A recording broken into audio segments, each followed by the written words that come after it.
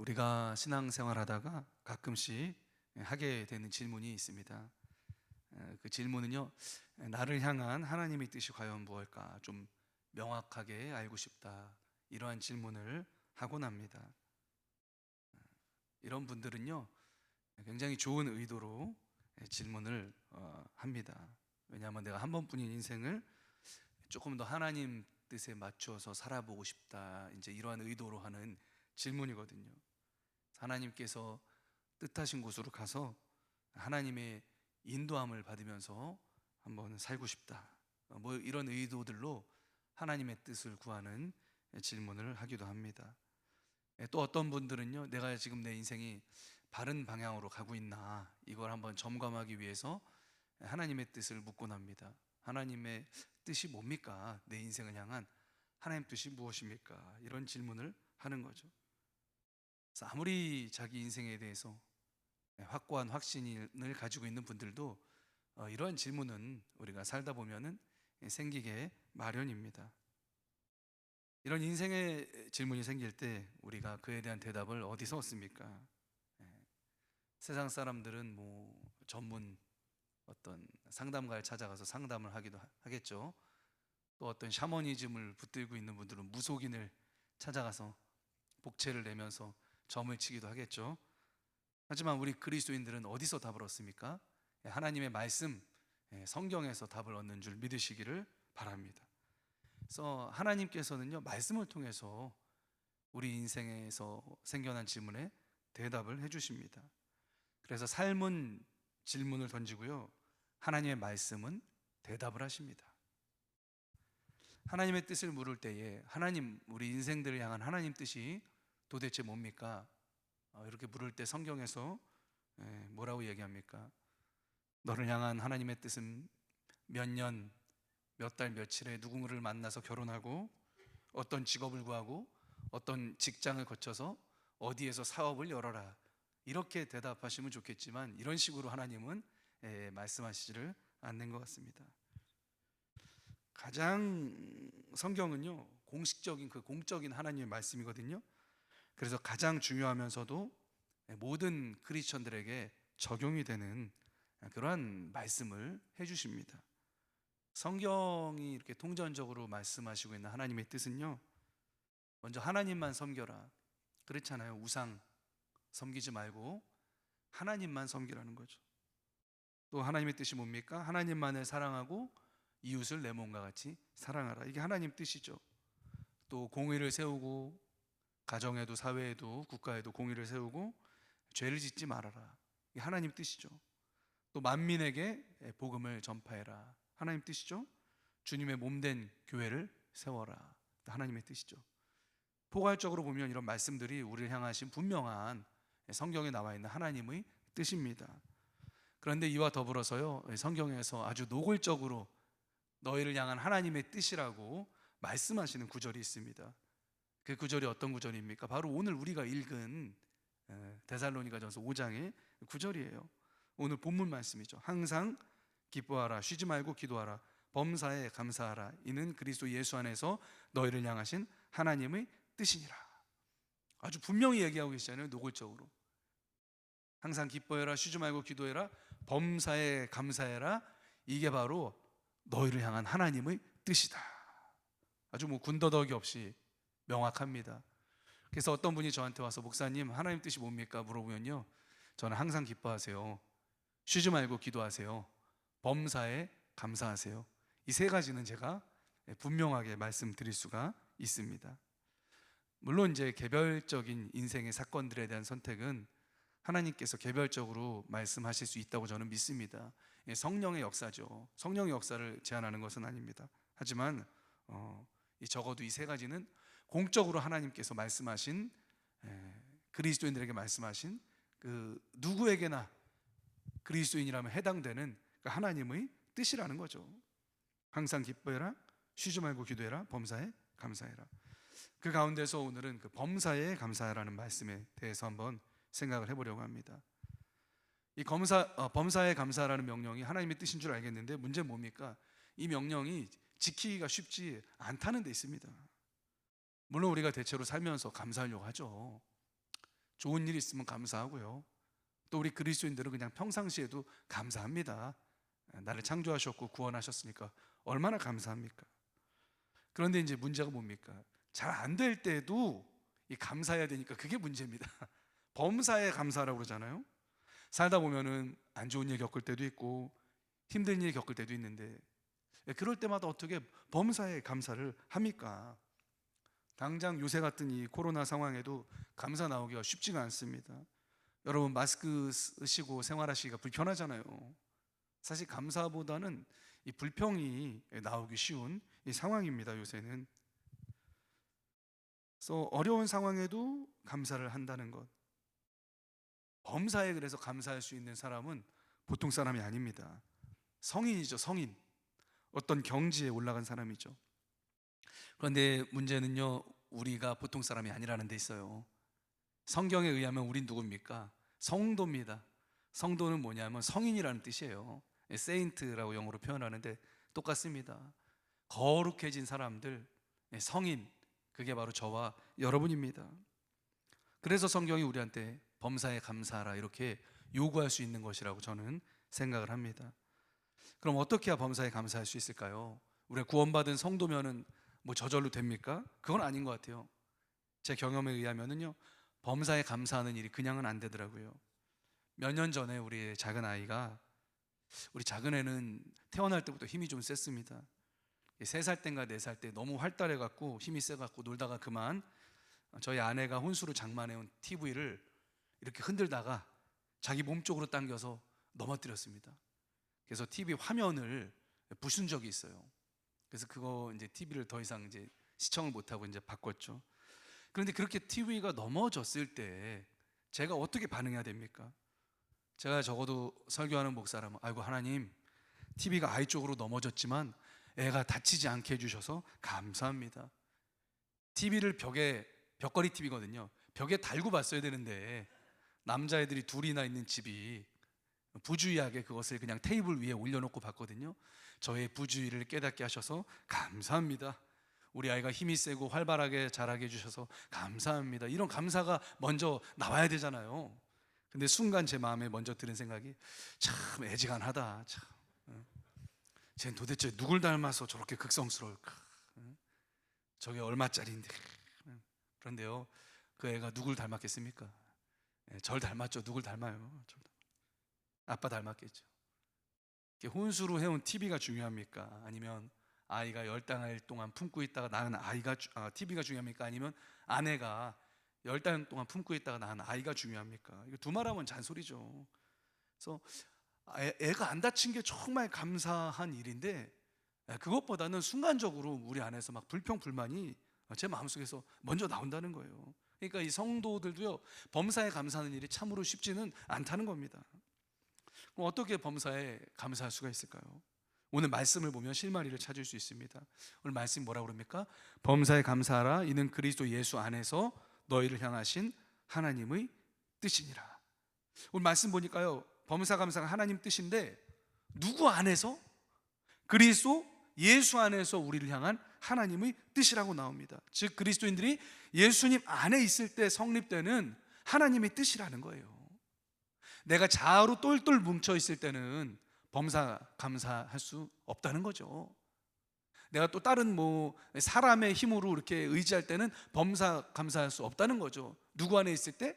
예수님 안에 있을 때 범사에 우리가 감사할 수 있는 능력이 나온다는 겁니다. 그리스도 아니라는 말은요, 헬라어로 엔크라이스트인데, 이 바울이 이 엔크라이스트라는 말을 너무 많이 썼습니다. 근데 이제 헬라어 엔은 전치사인데 영어 인이랑 같죠. 그런데 아니라는 뜻만 있는 게 아닙니다. 비슷한 뜻이 있습니다. 위에, 가운데, 무엇에게서, 무엇 동안에, 무엇 관한한, 이런 폭넓은 뜻이 있습니다. 그러니까 예수님 안에서 우리가 감사할 수 있다는 거예요. 또 예수님을 토대로 해서 감사할 수 있다는 겁니다. 예수님에게로부터 우리 마음이 나올 때 감사할 수 있다는 거예요. 예수님 가운데에서 우리가 감사할 수 있다는 겁니다. 우리가 예수님과 관계할 때, 우리가 예수님과 관여될 때 범사에 감사할 수 있다, 이러한 뜻이 됩니다. 여러분, 예수님 가운데 거하시고 예수님께서 우리 가운데 거할 때 범사에 감사할 수 있음을 믿으시기를 바랍니다. 그래서 예수님께서 요한계시록에서요 이렇게 말씀하십니다. 볼지어다 내가 문 밖에 서서 두드리노니 누구든지 내 음성을 듣고 문을 열면 내가 그에게로 들어가 그와 더불어 먹고 그는 나와 더불어 먹으리라. 이게 바로 범사에 감사할 수 있는 비결이 된다는 거죠. 예수님이 우리 안에 들어오셔야 됩니다. 예수님께서 우리랑 같이 드셔야 돼요. 더불어서. 또한 우리는 예수님과 함께 먹어야 됩니다. 이게 무슨 얘기입니까? 같이 산다는 얘기예요. 예수님과 함께 살림을 차리고 같이 사는 겁니다. 부부가 가족이 같이 사는 것처럼 예수님과 함께 동고동락할 때 우리가 범사에 감사할 수 있는 인격이, 범사에 감사할 수 있는 사람이 된다는 말이죠. 여러분 마음의 문을 예수님께 활짝 여시기를 주님의 이름으로 축원합니다. 예수님과 함께 먹고 마시고 동고동락 살아가시기를 바랍니다. 그때 우리가 범사 감사할 수 있습니다. 그런데 그러면 또 질문이 들더라고요. 그럼 예수님과 함께 산다는 의미가 뭘까? 예수님과 함께 산다는 의미가 뭘까 생각해 봤어요. 그랬더니 매사에 예수님께서 이루신 일을 인정하고 그 안에서 사는 삶이라고 생각이 됐습니다. 쉽게 말씀드리면요, 제가 지금 안경을 쓰고 있잖아요. 복음의 안경을 쓰고 사는 거예요. 복음의 안경. 안경 쓰면요, 안경에 그 장착된 렌즈를 통해서 세상을 보는 겁니다. 그래서 파란색 렌즈를 끼면요, 세상이 온통 무슨 색으로 보입니까? 파란색으로 보이죠. 붉은색 렌즈 안경을 끼면 어떻게 보입니까? 붉은색으로 보이죠, 세상을. 그러니까 복음의 렌즈 안경을 끼면 뭐예요? 세상을 해석할 때 온통 복음으로 해석하는 거예요. 복음의 색깔로 이 세상이 보이는 겁니다. 좋은 일도 복음 안에서 해석이 되고 안 좋게 생각되는 일들도 복음 안에서 해석이 되는 겁니다. 복음이 뭡니까 여러분? 하나님께서 예수님의 십자가 사역을 통해서 나를 용서하셨고 나를 사랑하신다는 메시지예요. 그 하나님이 나를 결코 포기하지 않고 나를 끝까지 붙잡고 계신다는 거죠. 나와 함께 계시고 나를 완성하시고 마침내 나를 구원하셔서 저 천국에 드린다는 그 메시지가 복음의 메시지인 줄 여러분 믿으시기를 바랍니다. 이 복음 안에서 우리가 세상에서 일어나는 모든 사건, 나에게 일어나는 모든 사건 해석할 때 범사에 감사할 수가 있다는 거죠. 우리는 고통을 어떻게 해석합니까? 복음의 렌즈를 통해서 해석하는 고통은 이렇습니다. 인생에서 여러 환난과 고통과 고난을 만나지만 하나님이 내가 미워서 고통을 주는 게 아니라는 거죠. 나를 잊어서 고통을 주는 게 아니라는 거죠. 나를 버려서 이런 고난을 겪게 하시는 게 아니라는 거죠. 오히려 하나님은 나를 너무 사랑하셔서 예수님의 모습으로 훈련하시려고, 때로는 죄된 습관에서 떠나게 하시려고, 때로는 강하게 단련하셔서 더욱더 귀한 일에 사용하도록 하기 위해서 고난을 겪게 하신다는 거죠. 그게 바로 뭡니까? 복음의 렌즈를 통해서 바라본 고통의 의미입니다. 또한 예수님의 십자가에 동참하게 하시려고 때때로 우리에게 고난과 고통을 겪게 하신다는 거죠. 그게 복음을 통해 바라본 우리 인생이 겪는 고난과 고통에 대한 해석이 됩니다. 여러분 고난 때문에 고통 때문에 하나님의 사랑을 의심하지 않게 되시기를 주님의 이름으로 축원합니다. 이런 복음의 해석이 우리 마음속 깊은 곳을 떠받치고 있는 한 해는요, 우리가 범사에 감사할 수 있다는 거죠. 생각인 것 같아요. 생각의 차이인 것 같습니다. 컵에 물이 절반 있어요. 이 현상을 보고 어떻게 반응할까요? 두 종류의 사람이 있고요, 두 종류의 반응이 있을 수 있습니다. 에이, 컵에 물이 반밖에 없네, 이런 반응이 있을 수 있고요. 와, 컵에 물이 반이나 있다. 똑같은 사건인데 반응이 달라요. 왜 그렇죠? 해석이 다르기 때문에 그렇습니다. 그러니까 여러분 사건도 중요하지만요, 사건보다 중요한 건 뭡니까? 해석이에요. 사건보다 중요한 건 뭡니까? 사건에 대한 반응입니다. 그래서 긍정적인 해석은요, 감사를 낳습니다. 감사는 행복을 낳습니다. 부정적인 해석은 뭘까요? 원망과 불평을 낳습니다. 그리고 원망과 불평은 불행을 낳는 거죠. 근데 문제는 뭡니까? 이러한 해석이 습관으로 자리 잡는데 문제가 있어요. 계속 감사하다 보면요, 나도 모르게 매사에 긍정적인 반응을 하게 됩니다. 매사에 긍정적인 해석을 하게 되는 거예요. 그래서 행복하게 되는 거죠. 계속 원망 불평하다 보면 나도 모르게 매사에 부정적으로 해석하는, 그래서 불행해지는 사람이 된다는 거죠. 이게 뭡니까? 학습 효과, 각인 효과, 쇠뇌 효과죠. 그래서 우리가 마음의 물기를 어디로 트느냐가 굉장히 중요해요. 마음의 물기를 여러분 긍정과 감사로 여시기를 주님의 이름으로 축원합니다. 그래서 세상에서 가장 긍정적인 해석을 할 수 있도록 우리 마음과 생각에 토대를 마련해 주는 게 뭡니까? 그게 복음이에요. 진화론은요 별로 긍정적인 해석을 주지 못합니다. 진화론이 뭡니까? 세상에 강한 자만이 발전하고 살아남고 약한 사람은 도태된다는 게 그게 진화론이잖아요. 그 진화론을 의지하면요 별로 긍정적인 해석이 도출이 안 됩니다. 너는 도태될 거야. 강한 자만 살아남을 거야. 이게 진화론이죠. 불교나 힌두교의 메시지는 어떻습니까? 이것도 별로 희망적이지 않아요. 왜요? 미래가 불안정하기 때문에. 나중에 환생해서 내가 뭘로 태어날지 어떻게 압니까? 그럼 별로 희망적이지가 않죠. 세속적인 세계관은 어떻습니까? 이것도 희망적이지 않아요. 우주는 우연히 생겨났고 너도 우연의 산물이다. 어디로 와서 어디로 가는지, 세상이 어떻게 흘러가는지 아무도 모른다. 이게 세속적인 세계관이거든요. 별로 이것도 긍정적인 생각의 토대를 마련할 수가 없습니다. 우리 인생에서요 가장 복되고 긍정적인 생각을 제공하는 메시지가 뭐예요? 바로 하나님의 말씀, 성경 말씀, 복음인 줄 여러분 믿으시기를 바랍니다. 복음이 얘기하는 게 뭐예요? 하나님 살아계시고 그 하나님은 너무 우리를 사랑하시고 그래서 외아들을 보내셔서 우리를 구원하셨고 결코 포기하지 않으시고 세상 끝날까지 성령님을 통해서 우리와 함께 하시고 우리를 책임지시고 우리를 천국으로 드린다는 그런 하나님의 약속입니다. 이 약속의 토대 위에 우리의 생각에 서 있을 때 우리가 매사를 긍정적으로 바라볼 수 있게 되죠. 범사에 감사할 수가 있는 겁니다. 사랑하는 성도 여러분, 혹시 어려운 일을 만나신 분 계십니까? 하나님은 우리를 버린 것이 아니고 훈련하고 계십니다. 혹시 우리의 힘든 일 겪으시면서 곤란해하십니까? 여러분, 예수님의 십자가에 동참하고 있는 것입니다. 이게 성경을 통해서, 말씀을 통해서, 복음을 통해서 내가 겪고 있는 힘든 일을 해석하는 능력입니다. 이 사실을 믿음의 눈으로 바라보시고 감사를 회복하시기를 주님의 이름으로 축원합니다. 그럼 이렇게 감사할 때 어떤 역사가 일어나는가 우리 생각해 볼 필요가 있습니다. 그래야 감사에 대한 동기부여가 일어나죠. 먼저 감사할 때요 미래에 대한 걱정과 염려가 사라지더라고요. 제가 얼마 전에 두렵고 고민되고 걱정되는 일이 있었어요. 그래서 그것만 생각하면 그냥 골머리가 아파갖고 밤에 잠자리 누워도 잠이 잘 안 오더라고요. 근데 참 재미있는 게 그 일이 아직도 일어나지도 않은 일이었습니다. 그러니까 참 인간이 어리석은 게 일어나지도 않은 일을 미리 생각해서 걱정, 근심, 염려를 해요. 지금 현재 벌어지고 있는 일이면 뭐 그럴 수 있죠. 근데 아직 일어나지도 않은 일을 그렇게 가져와서 그렇게 미래로부터 당겨와서 근심, 걱정, 염려하는 게 바로 인간의 마음이에요. 그럴 때 불현듯 하나님의 말씀이 생각났습니다. 아무것도 염려하지 말고 다만 모든 일에 기도와 간구로 너희 구할 것을 감사함으로 하나님께 아뢰라. 제가 이 말씀이 생각나서 깨달았습니다. 아, 그렇구나. 내가 왜 염려를 하고 있지? 그것도 아직 일어나지도 않은 일을 왜 혼자 부정적으로 관측하면서 잠도 못 자고 있지? 아, 정말 믿음이 없구나. 정말 어리석기 짝이 없구나. 그래서 제가 하나님 앞에 회개했습니다. 하나님, 제가 하나님 살아계심을 믿는다고 하면서도 또 하나님 능력 있다고 믿으면서 또 하나님 나 사랑한다고 믿으면서도 그렇게 믿는다고 말을 하면서도 근심, 걱정, 염려했습니다. 그것도 아직도 일어나지 않은 일을 근심, 걱정, 염려했습니다. 하나님, 내 믿음 없는 것을 용서해 주옵소서. 이렇게 기도했어요. 그리고 말씀에 나온 대로 감사함으로 하나님께 기도하기 시작했습니다. 무조건 감사로 다 하랬어요. 그냥 관련된 일은 다 감사했습니다. 걱정되는 일을요 다 승리로 바꾸고 그 뒤에다 감사를 붙였습니다. 그러자 놀라운 일이 일어났습니다. 미래에 대한 근심과 걱정과 염려가 싹 사라진 거예요.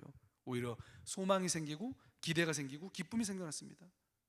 감사와 행복한 마음이 찾아왔어요. 그러니까요 뭐 아직 일어나지도 않은 일이에요. 그러니까 미래가 변한 건 아닙니다. 미래는 똑같아요. 근데 감사의 기도를 올렸더니 뭐예요? 완전히 감정이 바뀐 거예요. 반응이 바뀐 겁니다. 소망이 생기게 되고 기쁨이 생기게 되고 그 결과 뭐예요? 행복한 마음이 찾아오게 되는 거죠. 사랑하는 성도 여러분, 미래에 대해서 여러분 근심 걱정 염려하지 마시고 그 시간에 대신 여러분 감사하시기를 주님의 이름으로 축원합니다. 문제를 향해서 승리를 선포하시고 감사기도 드리시기 바랍니다. 그럼 여러분 가운데 놀라운 평강이 임합니다. 기쁨이 임한다는 거예요. 소망이 생기게 된다는 거죠. 이게 바로 뭡니까? 감사의 능력입니다. 또 감사할 때 우리 내면이요 긍정적으로 세워지게 됩니다. 오늘 말씀 제목이죠. 세운다는 제가 표현을 썼는데 말씀 제목에 이렇게 세우는 능력이라고 그랬죠. 감사할 때 우리 마음이 세워지는 거예요. 우리 내면이 긍정적으로 세워지게 됩니다. 그래서 감사드릴 때 부정적인 마음이 사라지더라고요. 그리고 긍정적인 시선으로 변화되더라고요. 여러분, 생각이 무너지고 마음이 무너지면요, 사람이 재기하지 못합니다. 1997년인가요? IMF 터졌을 때, 사태가 터졌을 때 많은 분들이 어려움을 겪고 거리에 노숙자로 내몰리게 됐습니다. 제가 이제 예전에 있는 일산에서 사역을 할 때 노숙자 사역도 했었어요. 그런데 그 중에 그 한 몇 분 정도는요, 이제 교회에 계속 출석하시다 보니까 외관상으로 볼 때는 거의 회복되셨습니다. 그래서 주일날 일찍 나오셔서 주차 안내도 하시고 또 머리도 깔끔하게 이렇게 감으시고 옷도 세탁해서 입으시고, 그래서 외관상으로 뵐 때는요, 그분들이 뭐 이제 서울역이나 이런 데서 지내시는지를 모릅니다. 아주 그만큼 외관상으로는 회복이 되셨어요. 그런데 문제는 그분들이 여전히 가정으로 돌아가지를 못하신다는 거예요. 계속해서 서울역 이런 데서 지내셨습니다. 그분들 말씀이 도저히 다시 시작할 용기가 안 난다고, 그래서 돌아가지를 못하겠노라고 그렇게 말씀하시는 것을 제가 들은 적이 있습니다. 그러니까 외관은 회복되는데 마음이 회복이 안 되시는 거예요. 그러니까 재기를 못 하시더라고요. 그래서 여러분, 우리 상황이 나아지는 것도 중요하지만요, 먼저 뭘 세워야 됩니까? 우리의 생각과 마음이 주님 앞에서 올바로 회복돼야 되는 줄 여러분 믿으시기를 바랍니다. 마음을 우리가 이렇게 세우려면요, 생각을 바꿔야 돼요.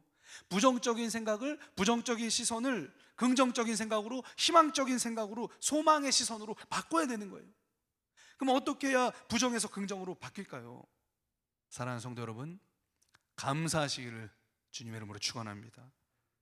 너희 구할 것을 감사함으로 하나님께 아뢰라. 그럼 어떤 일이 일어납니까? 그래야 하면 모든 지각에 뛰어난 하나님의 평강이 그리스도 예수 안에서 너희 마음과 생각을 지키시리라. 할렐루야.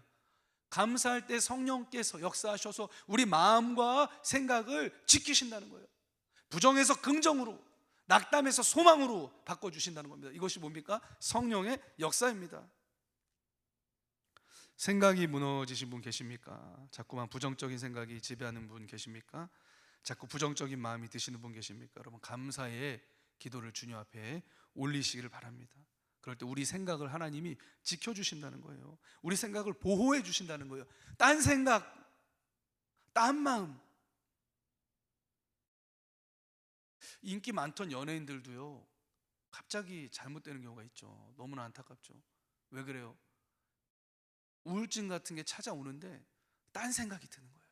순간적으로 사단 마귀가 역사해서 딴 마음을 주는 겁니다. 그래서 잘못되는 거죠. 방어해야 돼요. 방어.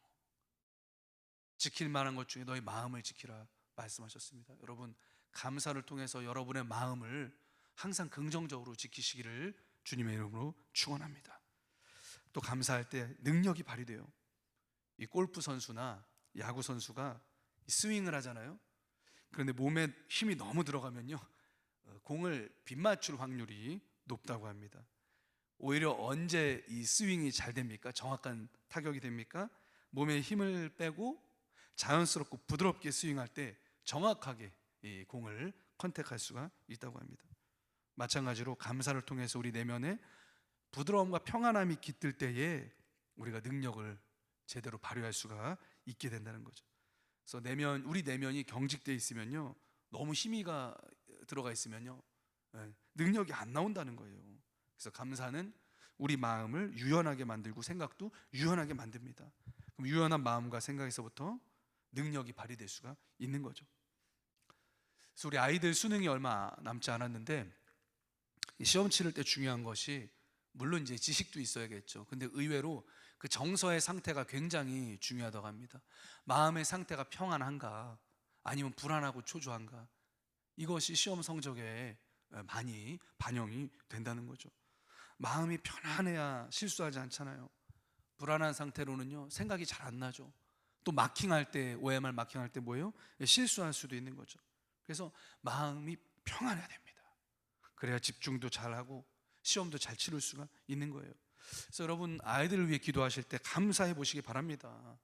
우리가 우리 아이들을 놓고 기도할 때 우리가 해야 될 기도 제목은 감사인 것 같아요. 감사. 하나님, 우리 아이 건강하게 해주셔서 감사합니다. 그래도 학교 잘 다니고 여기까지 오게 해주신 거 감사합니다. 그래도 탈선하지 않고 수능 시험 치르게 하신 거 감사합니다. 그래도 고3 열심히 여기까지 하고 취업 준비하게 하신 거 감사합니다. 감사해야죠. 그래서 저는 그 수험생들, 시험 앞두고 있는 수험생들 다그치면 안 되고 지지해 줘야 된다고 생각합니다. 격려해 줘야 된다고 생각합니다. 격려가 뭡니까? 이 한국 부모들은 격려하라고 그러면 이렇게 격려해요. 너 꼭 시험 잘 봐서 서울대 연고대 갈 거야. 이건 격려가 아니고요, 이건 부담이에요. 이건 격려가 아니고 아이한테 부담 주는 겁니다. 우리 아이를 어떻게 격려해야 돼요? 야, 애야, 네가 이 어려운 시험을 그래도 봐줘서 고맙구나. 엄마 아빠는 어떤 결과가 나오든지 너를 응원할게, 너를 지지할게, 여기까지 와서 고맙구나, 이렇게 격려해야죠. 너 시험 만점 받아서 꼭 서울대 연고대 갈 거야. 이건 격려가 아니에요. 얼마나 아이가 부담되겠습니까? 감사할 때 능력이 발휘됩니다.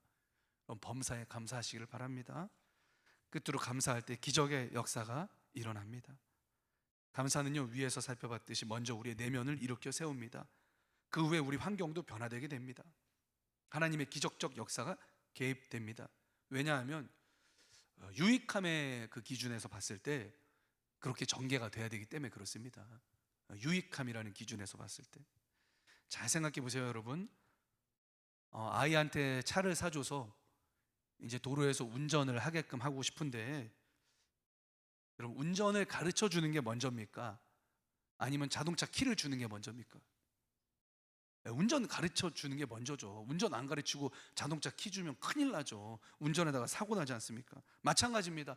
하나님께서는요, 감사를 통해서 우리의 내면을 긍정적인 마인드로 변화시킨 후에야 복을 주신다는 거예요. 왜냐하면 우리 내면이 부정적인 생각으로 무너져 있는 한 어떤 복이 우리에게 주어진다고 하더라도 일시적인 행복밖에는 누리지 못해서 그렇습니다. 마음이 그냥 불만과 부정으로 가득 차 있는 사람은요, 하나님이 복을 주셔도요, 조금만 시간 지나면 어떻게 될까요? 또 여전히 불평불만하게 되어 있습니다. 그럼 여전히 뭐예요? 불행한 거죠. 하나님 주신 복을 선용하지 못하고 그 좋은 조건들도 뭐예요? 썩게 만든다는 거죠. 그러니까 환경과 여건을 변화시켜 주시는 것도 중요하지만 그 전에 우리 마음과 생각이 긍정적으로 변화가 돼야 된다는 거예요. 우리 내면이 감사를 통해서 긍정적으로 세워져 있게 되면 하나님께 받은 것을 통해서 하나님께 영광을 돌리게 될 것입니다. 또 하나님의 목적대로 사용하게 될 것입니다. 그래서 우리에게 주신 복을 선용해서 더욱더 큰 복으로 만들어서 유통시킬 수가 있게 되는 거죠. 왜? 감사하기 때문에, 하나님이 주셨다는 것을 알기 때문에 나도 다른 사람에게 베풀 수가 있게 되는 거죠. 여러분, 우리가 받았다는 걸 알아야 줄 수 있습니다. 내가 가지고 있는 게 다 그냥 내 힘으로 그냥 해갖고 그냥 내가 힘들게 해서 얻어낸 거야, 이렇게 움켜쥐고 있는 사람 못 줘요. 근데 내가 가지고 있는 거 다 하나님께 받은 거야, 아유 하나님 너무 감사합니다, 이렇게 생각하는 사람이 뭐예요? 나눌 수가 있다는 거죠. 그래서 하나님께서는 먼저 우리 속사람을 감사하는 인격으로 세우신 후에야 뭔가를 주신다는 거예요. 그래야 자녀에게 유익이 되기 때문에. 사랑하는 성도 여러분, 감사하시기를 바랍니다. 그래야 기적의 역사가 나타납니다. 그래야 하나님께서 우리에게 믿고 맡겨주십니다. 지금 나에게 있는 것을 찾고 그것으로부터 감사를 시작하시길 바랍니다. 하나님께서 또한 허락하실 것을 마음에 그리시면서 감사하시길 바랍니다. 그럼 하나님이 우리 마음속에서부터 일하기 시작할 겁니다. 그리고 기적이 점점 외부적인 역사로 나타날 것입니다. 말씀을 마무리하겠습니다. 복음의 렌즈를 사용해서 여러분 범사에 감사하십시오. 그럴 때 우리 내면이 먼저 세워지게 되고 그 일이 놀라운 기적으로 발전될 것입니다. 하나님께서, 우리 주님께서 십자가에서 이루신 일을 바라보시고 범사 감사하시기를 축원합니다. 그래서 감사 제목 여러분 찾아서 매일매일 기록하는 거 저도 하고 있거든요. 너무 좋은 것 같습니다. 하면서 아내와 나누고 있는데 너무 볼 때마다 감사하고 힘이 되더라고요. 그럼 매일매일 짧게도 괜찮습니다. 감사의 기도를 드리시고 감사 제목을 적어보시기를 바랍니다. 그렇게 될 때 우리 마음과 생각이 변화되고 그 후에 우리의 삶이 놀라운 하나님의 기적으로 연출을 될 것입니다. 이 시간 함께 기도했으면 합니다. 먼저 감사의 기도를 같이 드리셨으면 합니다. 감사할 제목들이 우리 안에 너무 많이 있습니다.